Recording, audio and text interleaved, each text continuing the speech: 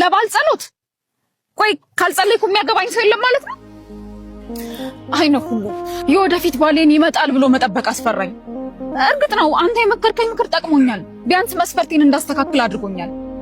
ግን ባይመጣስ? ይመጣል ብዬ እየጠበቅኩት ቢቀርስ? ይሄን ሳስብ ያስፈራኛል። ደግሞ ሚስት ሁኜ እየጠበቅኩት የት እንደሚያገኘኝ የት እንደሚያየኝ ሳስብ ይጨነቃለሁ። እኔ ያልኩሽ እኮ እየጸለይሽ ጠብቂው ነው። ጸሎትሽ ቦታ እንደማይመርጠው ሁሉ የጸሎትሽ ምላሽም ቦታ አይመርጥም። መቼም መጸለይ አልቻልኩም። በአካባቢዬ ላይ ያሉት በዙሪያዬ ላይ ያሉትን ሰዎች ሁሉ ሳያቸው አግብተዋል።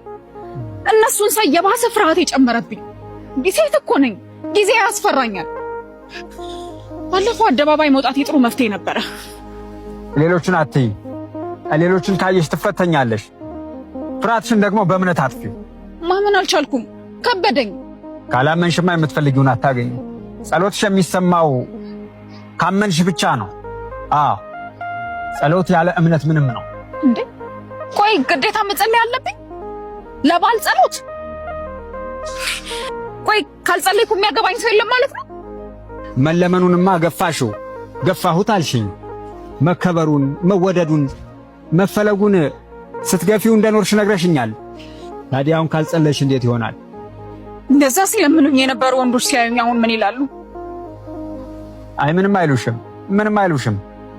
እንደውም ጥሩ አረገች፣ ንስሐ ገባች፣ ጥሩ መረጠች ነው የሚሉሽ። ምንም አይሉም። ጸሎት እኮ ሰው የፈለገውን ነገር ከፈጣሪው የሚጠይቅበት ቋንቋ ነው። ወይ ጉድ! እጄ ላይ የነበረውን ወርቅ ጥዬ ለባል ጸሎት? እኔ ምን አይነኩ ባል በጸሎት ይገኛል? ጸልዬም ባገኘሁት። ቆይ ግን ምን ተብሎ ነው የሚጸለየው? ባል ስጠኝ ነው ወይስ ምንድነው የሚባለው? እስኪ ንገረኝ። የምጸልየው የጎደለኝን አንተ ታውቃለህና ክፍተትህን አንተ ሙላልኝ በይው። አዎ ጎደለሽን ክፍተትሽን እሱ ያውቃልና ይሞላልሻል። ምናልባትም እኮ ከባሉ በፊት መስተካከል ያለበት ችግርም ሊኖርሽ ይችላል። እሱ ሊሞላው የሚፈልገው ጎዶሎ ይኖርሻል። አዎ እሱስ እውነት ነው።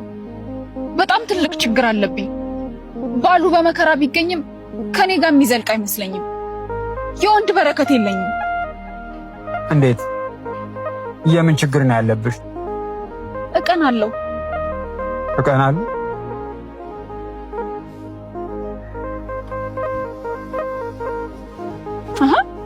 አይነ ሁሉ ቆይ እንጂ ጠብቀኝ።